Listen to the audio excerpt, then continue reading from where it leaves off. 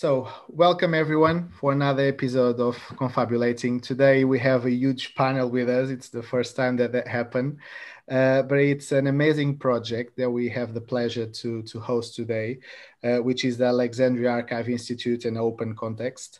Today we will be speaking about that project, and without further delay, I will pass to Meghan if she wants to share the presentation that you have, because at the same time, you will present all of the people involved as well.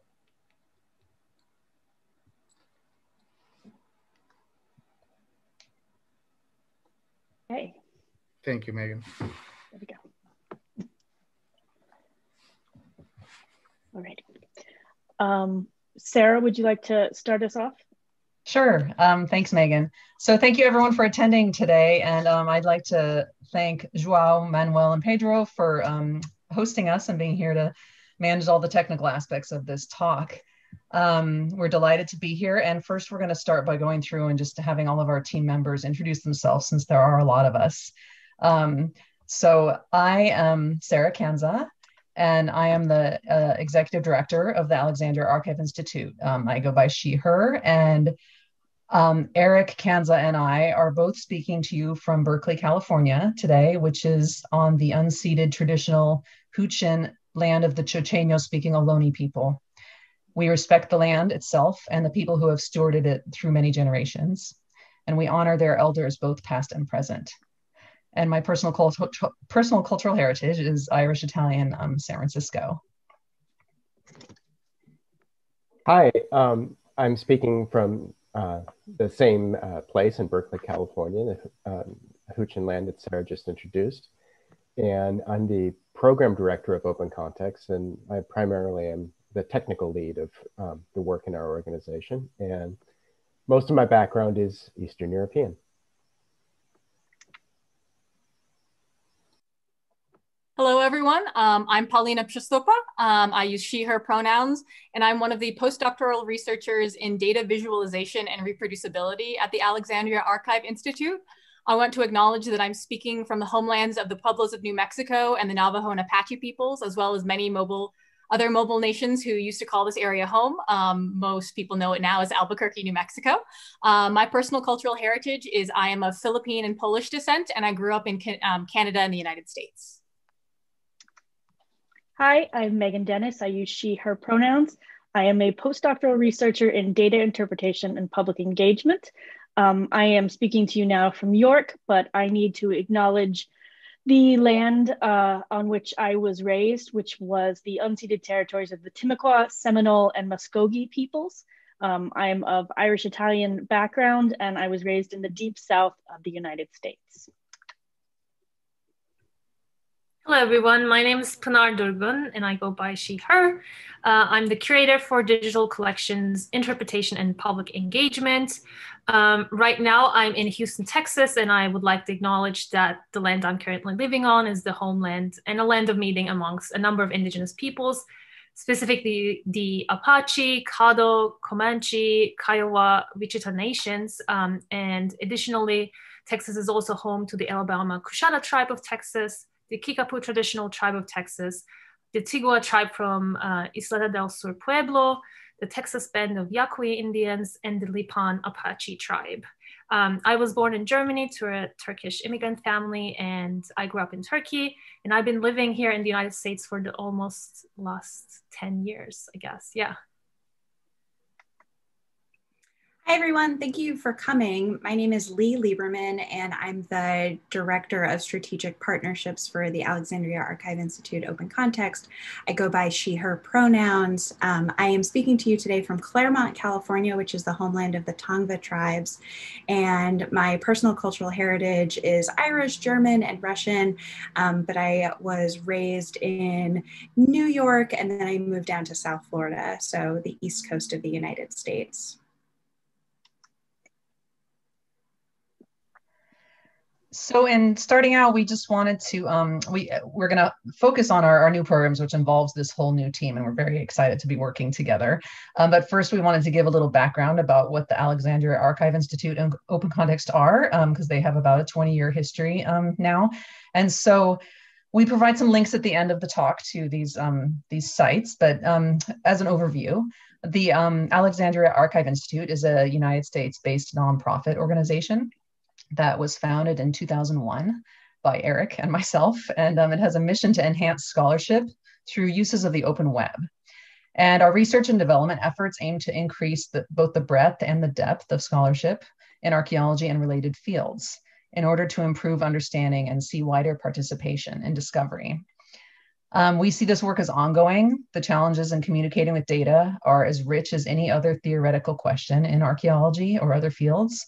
Archaeology, furthermore, uses destructive methods. And so when you excavate a site, you destroy that site. So we have an ethical responsibility to carefully document, preserve, and share everything that we observe. And most of that documentation is in the form of digital data. So our main ongoing program to address these challenges is Open Context, which I will now turn to Eric to discuss. Hi, everybody. So Open Context is an open access data publishing service, and it's a service that's maintained by the Alexandria Archive Institute. And what we do is we publish data sets contributed by researchers from around the world, but we don't really publish raw data. We work more like a scholarly journal for data in the sense that the data that we publish goes through an editorial team that reviews, cleans up, and it organizes and documents data to improve data quality and data usability. And we also organize peer review of individual data sets so that other researchers can, who are outside of our editorial team, can take a look at some of these data sets, try to see where they have questions and where there may be ambiguities, and that helps guide revision processes to help improve the usability of the data sets that we publish. And by data, we have a very broad definition for this. So some of the data that we publish is very, very structured, and that means it's very suitable for quantitative kinds of analyses. And other data that we publish are more like field notes, sort of narrative accounts of maybe an excavation or an archaeological field survey. And those are mainly meant to be read. And then we also publish a lot of digital media that go along with these other types of data and interlink with these other types of data. So things like 3D models, lots of images, a lot of geospatial information, mapping information, that type of thing. And when we publish the data, we archive the data too with memory institutions. These are digital libraries and digital repositories that help to maintain that the data are available into the future, so that they're preserved and cited and can be accessible, even if our own service goes offline. So if our website disappears, the content, the data, the media, all of that is still preserved by other organizations. And we do a lot of work on issues about things like citing and crediting people for their work in creating data sets. We're also do a lot of work in trying to understand what makes data actually useful and understandable by wider communities. And we do a lot of work in trying to make sure that the contributions that we publish with Open Context really mesh well and link well with the data that is managed by other institutions outside our own organization. So like museums, other data projects that are managed by other research communities. And some of that work involves a lot of technical problem solving, which is mainly my role, but the problems are much broader than just the sort of technical issues and the computer issues, but there's a lot of really important social and professional issues involved in this as well. Over. So in addition to supporting this technical infrastructure, we're expanding our scope to address community aspects of creating and using data in archaeology. So this goes beyond technical skills. It also involves ethical, methodological, and theoretical concerns. So we want to shift the focus of data management away from simply archiving data and pay more attention to data uses and reuses. So are people actually using the archived data? How are they using it? And where are they finding it difficult to use? How can we improve data before it's archived to make it easier to understand and for people to reuse? So our work is always intentionally collaborative, as we see that we're only one part in a wide ecosystem of related efforts, and we can all learn from and support each other. So we explore, how do people use the data we publish with open context, with data curated by other institutions and expert communities, for example. So today we're delighted to highlight new programs that we recently received funding from the Andrew W. Mellon Foundation and matching funds from the U.S. National Endowment for the Humanities to widen engagement with cultural heritage data and help build data literacy to broaden the comprehension, interpretation, and uses of data. And so now we're going to move on and talk about these new programs. We actually have some questions. Sorry. Yeah, so we were provided a few questions from the wonderful hosts. And the first question that we sort of adapted asked us, how does digital research differ between history and archaeology, as they have different sources of information? What I loved about this question is that my background is actually as a historical archaeologist. And so finding the boundary between those fields has been a really important part of my PhD research. And I tend to think about the differences between history and archaeology in digital research as well as physical research, having more to do with the questions we ask and where we define kind of what a document is. And so both for digital and non-digital research, historians are sort of focused more on documents that describe either the most recent past, so when we're using primary documents like journals or diaries or newspapers, as well as other documents that might, describe the past in farther detail, so secondary sources that describe historical accounts. While archaeology tends to focus on physical remains, so looking at the physical objects that people leave behind. However, I always teach my students that if you don't do the paperwork part, you're not really doing archaeology, because you can pick up as many pots as you want, but without actually taking detailed measurements or photographs or creating 3D models, you're actually not creating a record that further people can actually use to investigate the past. And so I think that this overlap, this creation of digital documents, things like data tables, which is something that is very awesome that you can uniquely create from some of the data that we have curated at open context, kind of brings back similarities between history and archaeology, where we start to look at those tables as documents once again, looking at abstractions of artifacts rather than the artifacts themselves when we get into digital research. Would anyone else like to weigh in on that question?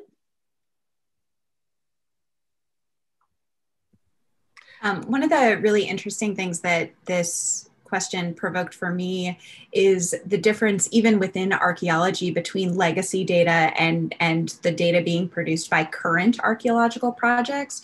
So even as a field archaeologist, I'm comfortable in the dirt, I'm comfortable in the storerooms with my artifacts, but I also have to be comfortable diving through the archives of the site itself and trying to find out what my predecessors at the site were responsible for. And sometimes that entails traveling all over, trying to find their physical excavation notebooks if they haven't been digitized yet. So there's an interesting parallel there too, I think, even in just the discipline of archaeology, between the physical and the kind of written sources that historians often deal with. All right. How are digital objects, documents, or representations different than their physical counterparts? I love this question. So by training, I'm an archaeological ethicist, and I predominantly prior to this have worked looking at representations of archaeology and archaeologists in media. So when we start to think about the digital versus the physical, you get into these big questions that are about materiality and about personalization and how close people feel to things. And you also get into questions about like you can drill down real deep into this about reality and what is real. Is the digital real? Is the physical real? But when you start to look at the physical versus the digital, for most people doing research, the physical is where they do their predominant engagement. And I think that that's a place where, as archaeologists, we need to move past that, because the digital lasts so much longer in terms of being able to work with the data than the time that you actually spend in the physical realm excavating, or that you get to spend in curation, or that you get to spend in setting up museum exhibits. Anyone can access the digital versions of these, if it's 3D, if it's databases. There's so much more for people to do, and it's so much more persistent, which I think is really, that appeals to me, and I think it might appeal to a lot of you historians out there, the idea of persistence and objects and documents having a life beyond the actual physical object. But I get quite metaphysical, and I love this stuff. I love this sort of question. Does anyone else want to have a more grounded answer than me? I don't know if it's more grounded, but I really like what you said about access, because especially now I'm thinking from the museum point of view, we're all at home. Very few of us can go to museums. So having these kinds of digital data, maybe, visual data, just images of objects, allows us to see or interact with these objects in ways that we can't physically do while being under quarantine, right? And even when we can visit the museums themselves, we always have that glass between ourselves and the object. But when we go into museum online collections, for instance, we actually can zoom into some of these objects more than we can do physically. We can see some details or some brush strokes, even in some cases, that we can't physically see when we're in the gallery itself. So I really like that kind of access aspect of having digital images or representations or 3D models, for instance. I think one thing that I find a little bit difficult when interacting with these things digitally is you're seeing everything on your screen, right? Even if it's a tiny, let's say, jewelry piece, or if it's a big architectural piece, they all fit your screen, so they all look the same size. So I think that's one of the biggest differences. You kind of have to figure out and look at the dimensions to see, is this a huge thing like that I'm seeing on my screen, or is it something smaller? So I think that's one of the things that we should pay attention to. But otherwise, in terms of having access and having this close engagement, is great doing it digitally. If I could just add to that, I also think that thinking about the way that the digital enhances the physical and vice versa. So for instance, when you're in the field, having access to digital reference collections or just images of things, I'm a zooarchaeologist also, and to be able to actually go to the web or to have resources where I can search reference collections of things I don't have access to in the field is incredibly useful. And so those types of online comparanda, where if more and more people shared things, that helps inform what we're doing physically in the field, and it helps us do better archaeology because we have access to a much broader set of comparanda. Alrighty.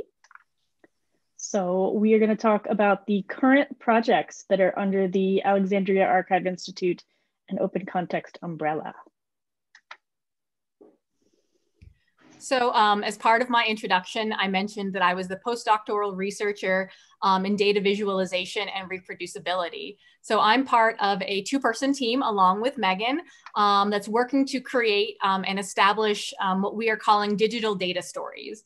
And what the goal of this project is, we're just starting out, is to create human and humanized archaeological interpretations and narratives that are all supported by reproducible data hosted on, hopefully to utilize the open context data that we have, but also drawing from linked data that might exist for archaeological collections across the web, and create not only these human and public accessible stories for folks who are unfamiliar with archaeology, but also for students of archaeology and history to have the back end also supported. So if you look at a scatter plot, I will be writing up the code to show you actually how to make that scatter plot. We're still trying to figure out what language will make most sense for that, but making sure that archaeology, all steps of it, are open and accessible to people. So people know where the data is coming from, how we're manipulating the data, and how we're actually creating the images that are going into the foundations that we're using to make the interpretations that we're making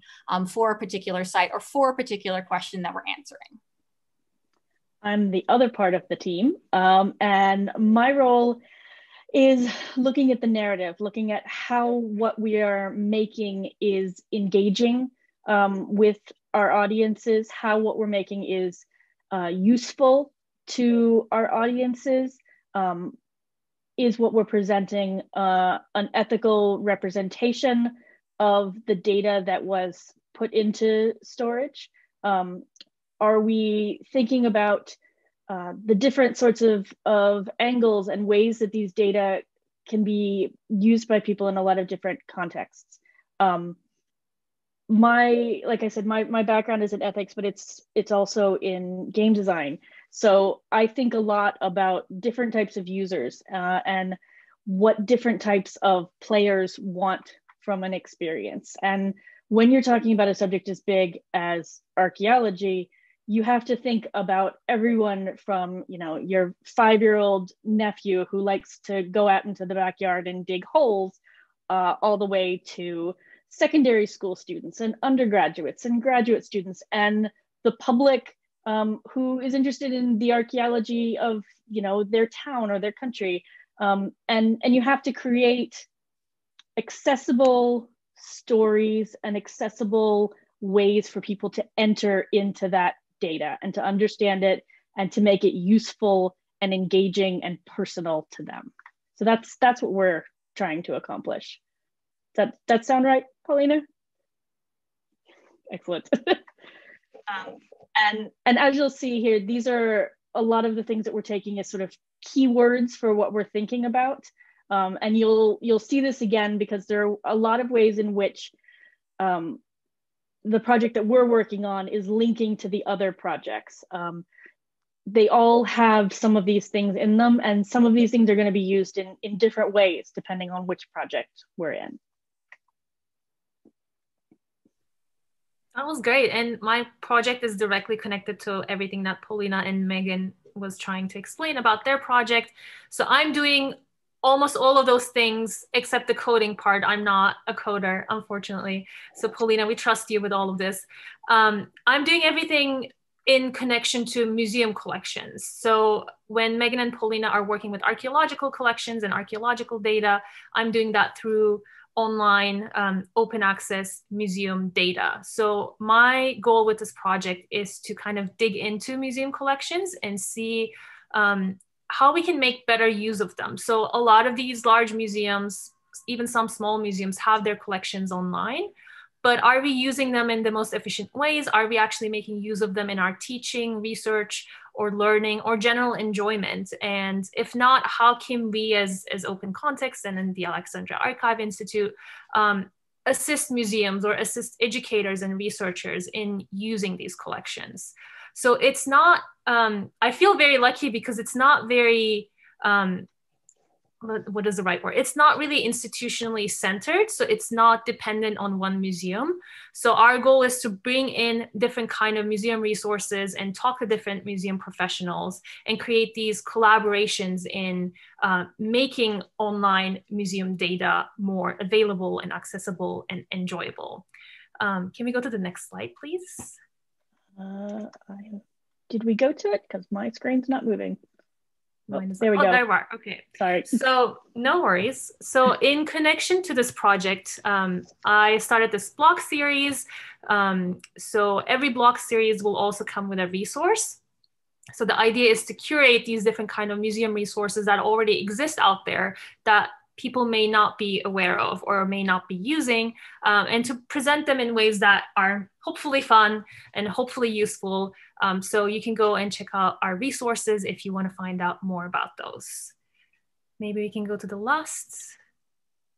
Here we are. Again, these keywords also apply to the project that I'm working on. Especially I want to underline the ethics aspect of this project, because not every museum object and museum collection is for everyone to see or everyone to understand what it is. So we try to kind of highlight these issues surrounding what objects are okay to use or see or display. So those are some of the ethical concerns that we have in mind as well. And this project nicely connects to Leigh's project as well in sustainability and collaboration. So I'll pass it over to her. Yeah, so I think that one of the things that underlines a lot of what archaeologists and historians, especially those of us who are affiliated with colleges and universities, one of the things that brings us all together is that sometimes we're in real danger of becoming siloed in our own little research bubbles. And a lot of the things that we've talked about today really hit on the point that collaboration is key and openness is key to building broader academic communities that reach out to a public outside the academy and reach out to disciplines outside of our own. So part of what I'm going to be doing over the next few years is trying to build up a network of what I'm right now calling stakeholders across institutions to develop teaching and learning resources about how we create, use, and share archaeological data. So all of the themes that we were discussing in terms of data literacy, how do we actually get that out from the Alexandria Archive to a broader community? And some of those stakeholders right now include museums that Pinar is going to be working with. They include primary, secondary, and post-secondary educational institutions. So everyone from 5 years old through their PhD programs, public libraries, different types of government organizations at the local and at the national level, cultural resource management or public archaeology groups that are handling archaeological data in a very different kind of context, and professional organizations like this, the International History Students and Historians Group. You know, we want to partner with organizations that are interested in figuring out how data literacy affects them and their work. So it's a fun task to be able to really think of the ways that the work that all of my colleagues here at the Alexandria Archive Institute are doing, so that I can put that work into the hands of people that will use it. So Megan, if you could go to the next slide. The real keywords out of our mission that I think come up in the work that I'm doing are sustainability and infrastructure. So trying to think of a way to make these resources sustainable in the long run, like Eric was saying at the beginning. If you know, the open context doesn't exist in years, then the data will still be there, right? So how can we actually advertise these methods and this way of thinking to broader audiences now? It's a fun project, and I'm looking forward to getting your feedback on it now and seeing where the conversation can go from here.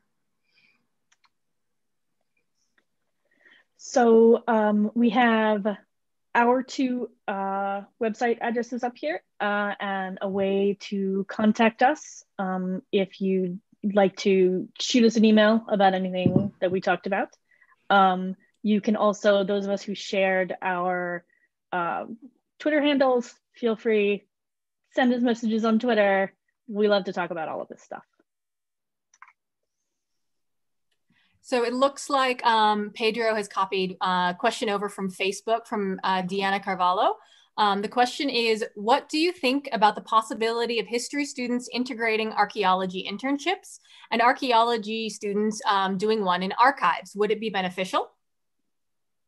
Oh, absolutely. Absolutely. Like cross-discipline work, getting people into into each other's spaces so that we understand how to work in teams and how to work with other disciplines, because it's so rare that you're working by yourself on something, and it's so rare that you're working with just people from within your tiny niche, isn't it? Yeah, I mean, when we think about archaeology, we think about all the different subdisciplines of archaeology and how those have to work together. And in my work in the States, we always had historians involved in our archaeological work.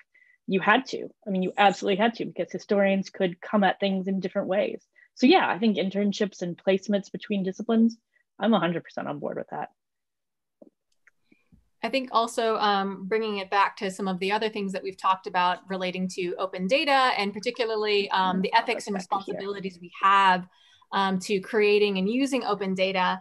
I think that particularly as someone who does historical archaeology and previously just general or deep historical archaeology in North America, is that we have to know what the histories are in order to be doing the due diligence and ethically serving descendant communities here in North America. As I stated at the beginning, and as I state in a lot of the presentations I give, I am not indigenous to North America. My heritage lies on other continents, and my ability to do work in North America ethically rests on my knowledge and respect for the peoples who are descendants of those that I'm studying. And so not only do I think it's beneficial, but I think depending on where you are doing your research, it's necessary to make sure that you are doing right by the people who are inheritors for whatever things you are studying. Yeah, I think that's going to be crucial in our work as well, Paulina, when we start to conceptualize these data studies, because a lot of these data sets come out of places that you and I have no tangible connection to, and being respectful of the varied publics and pasts that are attached to those places and to that data is really important. And also using our mission of promoting data literacy so that other people can see the ways in which they can be respectful and the ways they can use data in appropriate and ethical ways. Yeah, I think that's all things that we're definitely going to have to spend some serious time talking about. Like we mentioned, we're all of this, a lot of it starting at the very beginning. So we have lots of ideas, but we're also still iterating what's going to happen.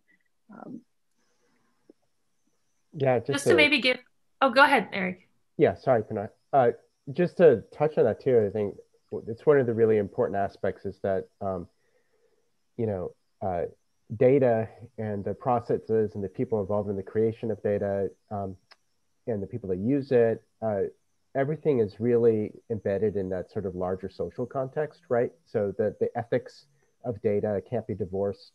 Data can't be divorced from these sort of ethical questions and community questions. And I mean, it's also part of what makes data actually really meaningful, or any sort of source of archaeological evidence is meaningful, is that notion of context. So where is something from? What does it connect to? What should it be connecting to? And exploring that and trying to understand that and trying to surface that is really one of the most important aspects of really making data really meaningful and making data actually valuable and useful and beneficial to not just a narrow research community, but to wider publics. And that's really one of the things that I think is a really exciting challenge in this whole space. Thank you. And allow me to say that it's quite remarkable, to be honest, all of these. And one thing that I want to add is probably with this project, you can do another thing that I think is quite important and maybe essential, which is you allow a continuity, basically. So even when you put some of the findings online and people can actually see and study, but you can actually update them at any time, which allow everyone, wherever they are in the world, to study the object or the artifact or whatever in real time and with a continuity. So if there is new discoveries, if there is something new, you can actually add that. I don't know if you all agree with what I'm saying at the moment. Or... Oh yeah. it's one of the hard things with, you know, with history fields and archaeology in general. The common conception is often that publication is the end, right? And that you get the article out or you get the monograph out and you're done with it. But I think what we're really trying to think about here at Open Context is the idea that putting the data out there is a form of publishing, and that data could change and that data could be updated. That data could be sort of continuously growing, like you said, Jay. So I think that's really important to stress, and something that needs to be stressed even earlier in everyone's careers, right? People should be learning about this stuff when they're 5, 10, 15 years old. It shouldn't be conversations that are coming right after you finish grad school, which is what it was in my case. True. I think with also, No, please. I think what's really great about it, and the kind of like the benefits, but also the challenge of utilizing online accessible and digital data repositories is that exact thing, how things can change as we add new data. And also, since part of data stories is pedagogical, so how are we teaching skills with these data stories? We've talked a lot about building from the most basic. So how do you read the most basic of plots? And then adding in those layers. So how does our interpretation change if we look at not just one site, but 2 sites? Or 3 sites or 4 sites, and then building not only the data knowledge to add that sort of thing, but also interpret how those changes actually change our data, and being able to actually compare those and allow students who are just learning this stuff for the first time see the underworkings of science. That this is not as Leigh just mentioned, it's not publication and you're done. This is idea 1. And then yes, exactly. You keep iterating, you keep going and going and going. And it's a constant process rather than one that gets etched in stone and stays there. Yeah, and it also talks to this idea that you interpret data, right? The data is there, but if there are 5 different people using the same data, they can use it in different ways. They can interpret it in different ways. And archaeological data is open to interpretation. And I think that's an important thing for students or any of us to really understand, where does this information come from? What is the data behind this interpretation? And one of the things I would like to question as well is, we speak, and there is loads of benefits, obviously, but what are the challenges? And from the technical point of view, and as well from the point of view of someone who works in the field and brings that data in. Do we have 5 hours to talk about this? There's so many. I mean, I'll just touch on one issue on the technical part. So this is, and your last question also talked about this a little bit. So versioning and versioning with data can be hard, actually. It's a lot to track and it's complicated. And part of the big problem with archaeology is that we don't agree on anything in archaeology, or archaeology is really not one cohesive discipline. It's a million small disciplines that are share some things in common, but everybody describes things in very different ways. They use different recording protocols and methodologies, and there are regional traditions. There are there's a huge amount of diversity in that. And if you want to try to come up with, say, technical infrastructure to support all of that, then you have a big challenge because you don't have a lot of common assumptions that you can apply across everything. And that's, for me, that's a really exciting part of like the technical aspect of it. But then, trying to make sense of that is this huge learning and theoretical challenge too. Like, what data sets are appropriate to bring together are they actually meaningful if we bring them together? Can you actually say something that you can trust by bringing these heterogeneous different data sources together? And those are big, interesting, open questions, and it's part of it's part of why we think that this is an area with as many challenges as any other kind of question in archaeology. So we're never going to solve all of this, and it's, you know, multiple careers and lots of things to talk about. So it's fun. If I can just add, one of the things that I think is challenging for people is that there's this assumption that because we all use Excel or we all use phones or whatever, that we all have this like technical competence. But in fact, when it gets down to it, we really know very little about how to work with data, how to cite it, you know, and there are very few examples of how you do these things. And so people, I think, maybe are left going, gosh, I don't want to admit I don't know how to do this, and so I'm just not going to do it. And then there's also these sort of flashy projects that show really amazing things, but don't tell you necessarily how they did it. And so part of this, our work is to try to start with very basics, but also do more complicated things and actually show you the behind the scenes, the sort of recipes of how do you do this, so that other people can start to learn how to do these things. So you see the outcome, but you also see the steps behind it, to sort of take away the mystery of what goes into these types of this digital work, as simple as how do you cite a web resource. I think also along this sort of narrative of challenges with digital data, I think also part of it is changing the narrative about how we answer archaeological or historical questions. Is it always, you know, walking into a dusty archive that no one else has looked at before, or wandering across a desert landscape that, you know, someone hasn't been on for 1,000 years?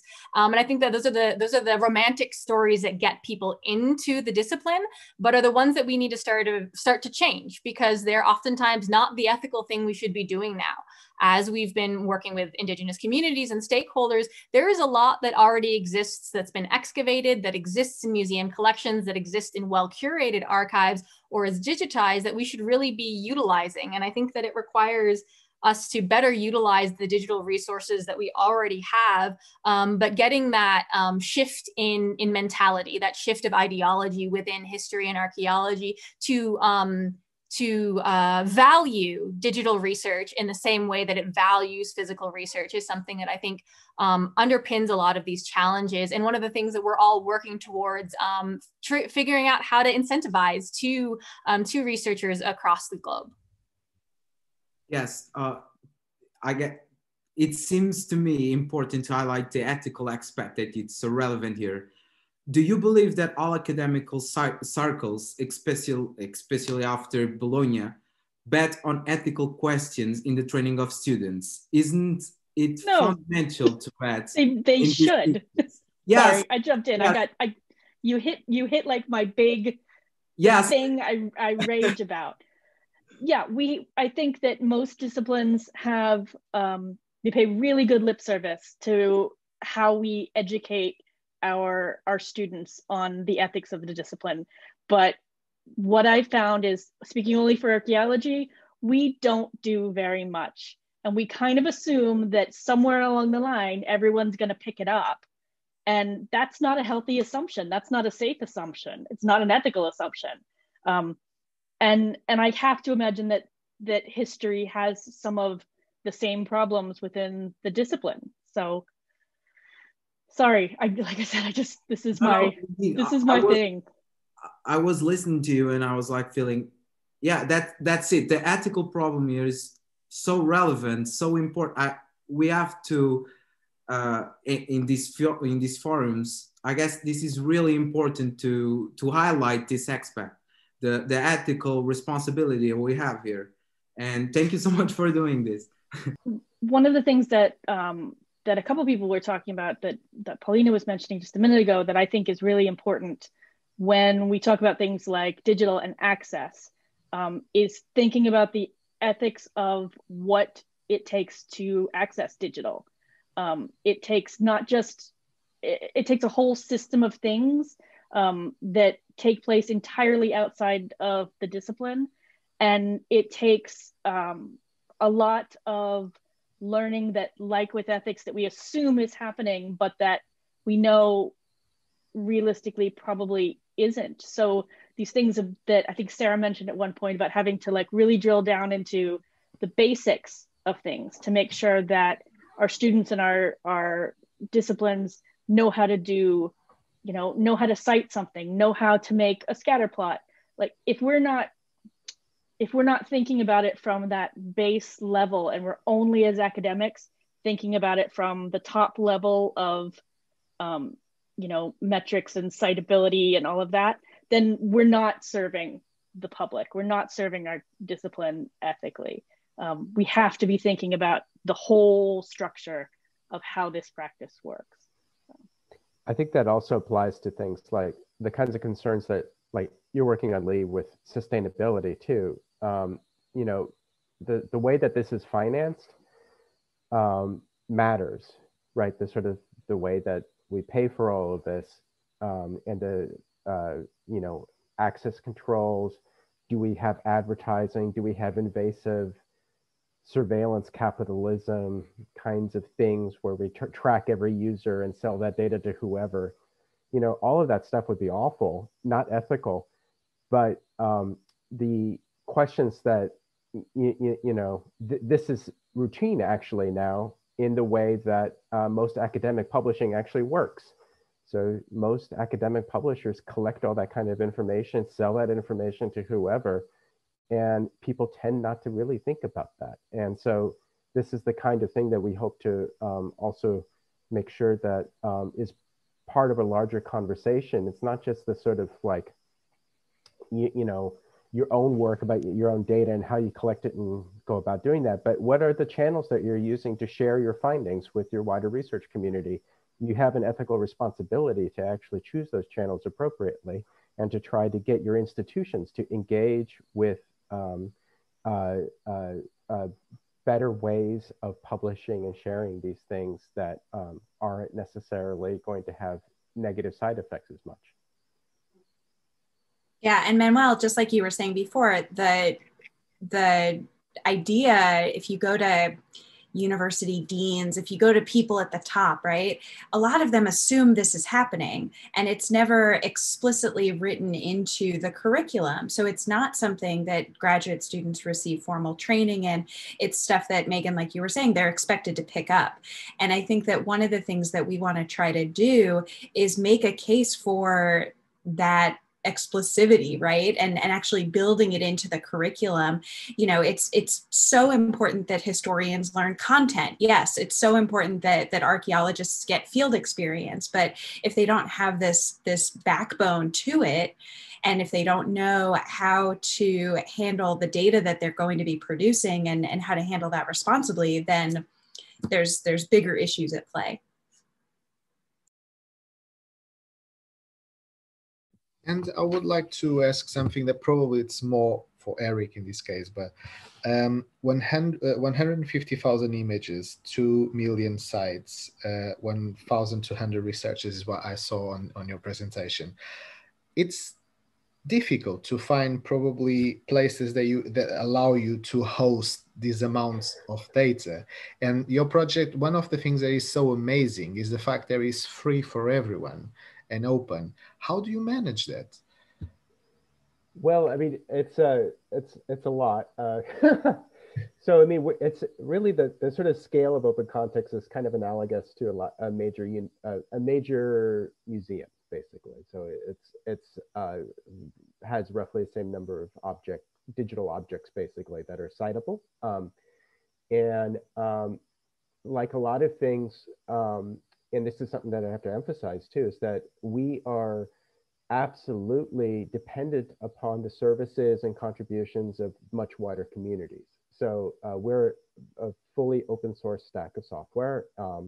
So there are thousands of volunteers who contribute code behind the scenes, and we take some of that code and we integrate it together and we build our website with it. But all of that is really based on the fact that there's, these wider communities out there. We're also really dependent on the fact that university libraries, organizations like, so the European Union has a system called Zenodo, which is a place where we have deposited a lot of resources. The Internet Archive is another nonprofit resource where we've deposited a lot of archives. The California Digital Library, which is part of the University of California system, is very important for us for making data citable and for archiving. And the German Archaeological Institute, which is actually part of the German Foreign Ministry, maintains a mirror copy of open context. So these things we can't really do without the supporting infrastructure of other organizations around us. And of course, then there's the grant funding that actually helps to finance all of this. And that's very important also. It's a lot to manage. It is something that I think that as we grow over time, then the challenges of sustainability are also going to grow. And this is something that really requires some institutional retooling. The sort of systems in scholarship that help maintain libraries and museum collections and open access publishing haven't been really fully thought out and are poorly developed, and we're going to be dependent on that development as we move into the future. And hopefully we can help build up our staffing to improve the quality of service. But I know we have major user interface issues that we need to try to improve quickly. But all of that requires expert software developers and extra help, and so there are lots of big challenges associated with this. And I think that the good thing is that we're not alone in those challenges. So it's part of a larger problem that's not just in open context, but it's much more widely felt in lots of digital projects like this. Thank you. And one question that I have as well is to do with at the moment you are doing this and are trying to get as much data as possible in terms of archaeology. And are you expecting to extend this to other areas, or do you intend just to focus only in archaeology and history and these fields? Sorry, you want to take that? You go ahead. I think we have so much work to do in archaeology. So. But yeah, I mean, so I think basically, some of those kinds of questions, I think, well, first of all, I'll never say never. There are lots of exciting domains. We do a lot of interdisciplinary collaborations. So, we welcome a lot more with the historical community, having people like Paulina with a background in historical archaeology, Pinar with museums. There's lots of institutional ties, and Leigh is helping us navigate a lot of these things to help us to figure that out. There's a lot of opportunities that we can explore. I think that there's plenty of challenges within our own field, and there's plenty of opportunities. I would say maybe not that we would move into something just us, but in partnership with others. I think that makes the most sense. And in terms of if people have something to publish, or if they want to publish something, if they have any works, how they do that? For the people who is watching us right now, what is the process, what they need to do?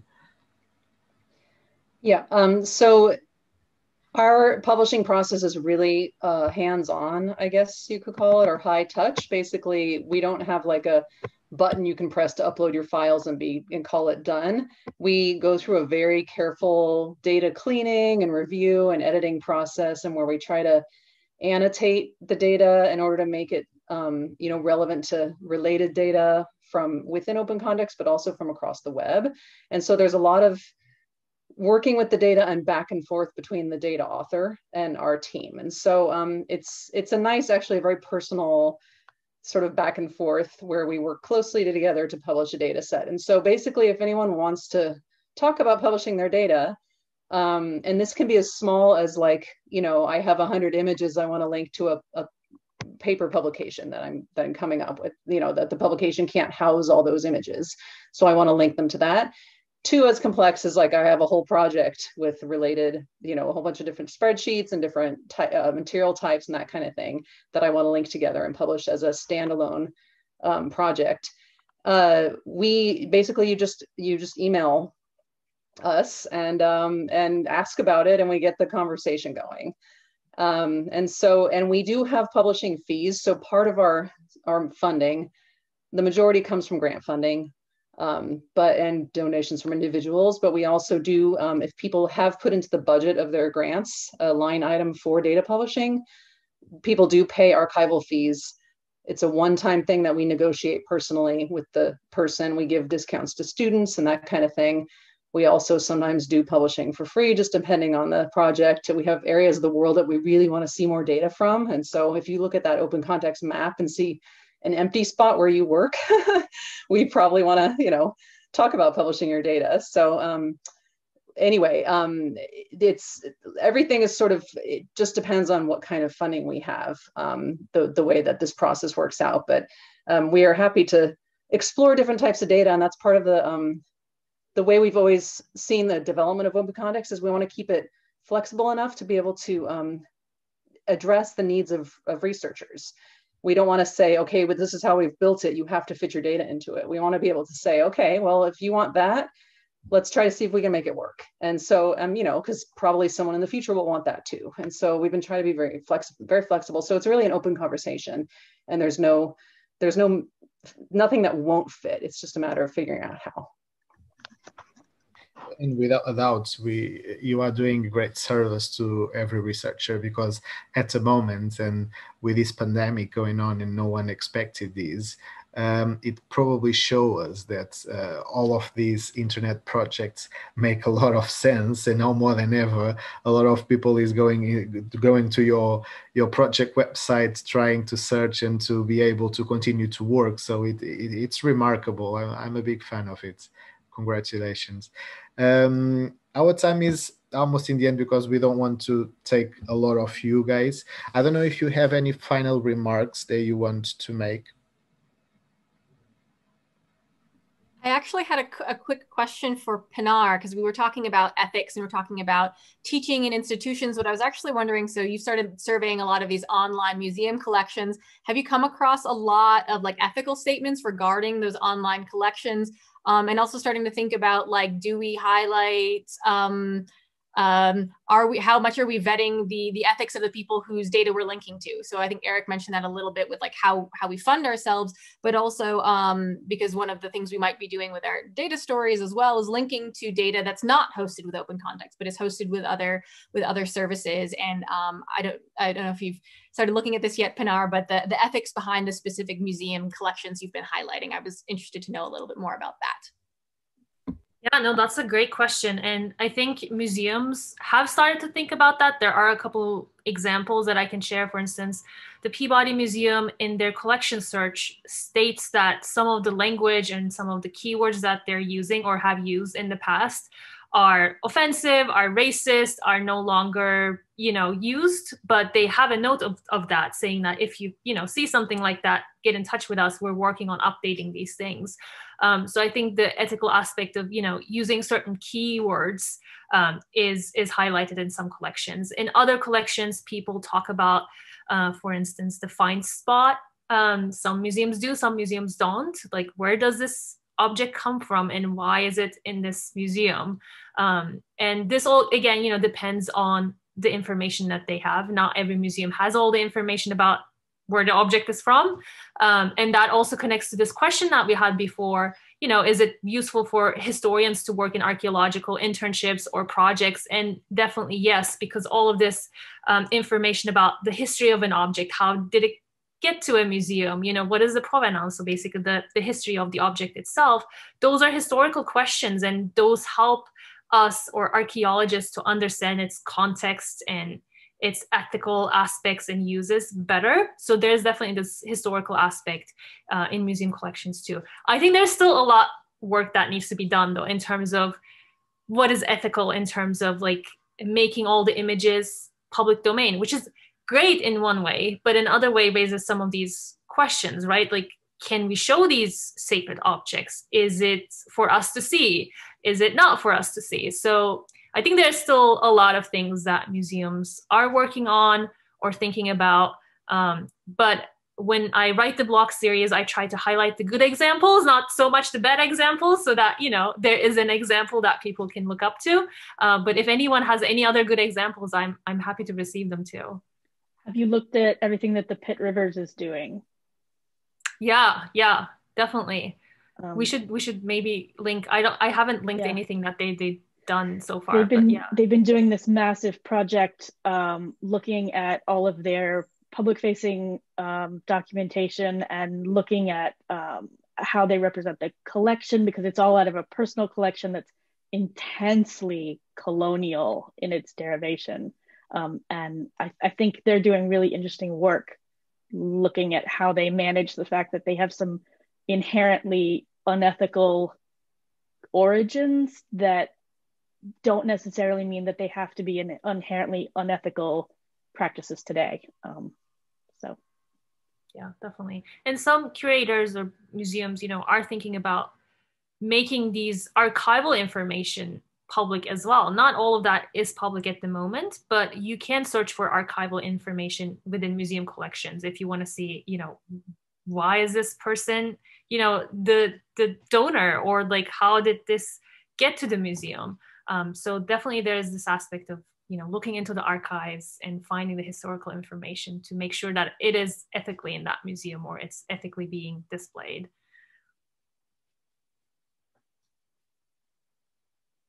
And once again, thank you so much.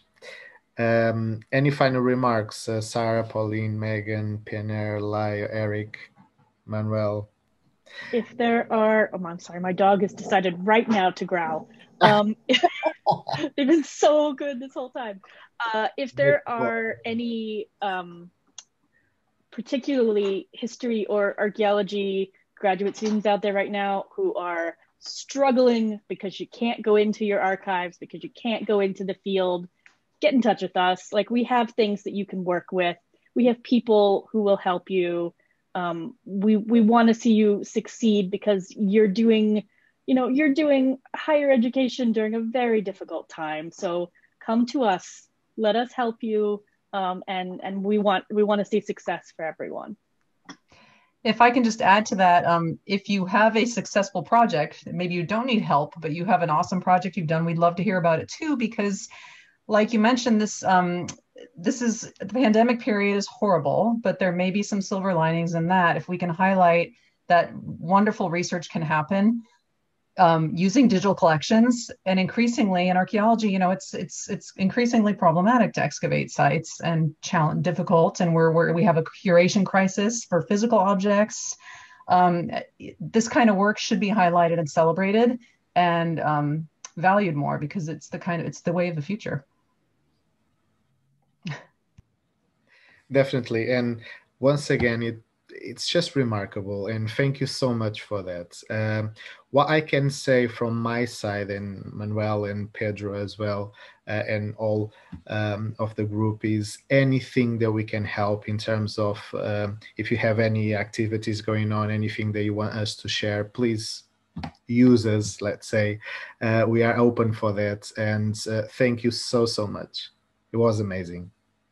Thanks so much for inviting us and having us. Thank you for having us. Thank you, Ez. Thank you so much. And thank you everyone who is watching, who was a lot, by the way, from all over the world. And I will want to say as well, all links for the Alexandria archives and for the open context I will leave on our YouTube channel as well. So everything will be there for everyone who wants to go and give a look, and please do, because it's unbelievable. Thank you so much once again. Thank you all. Thank you.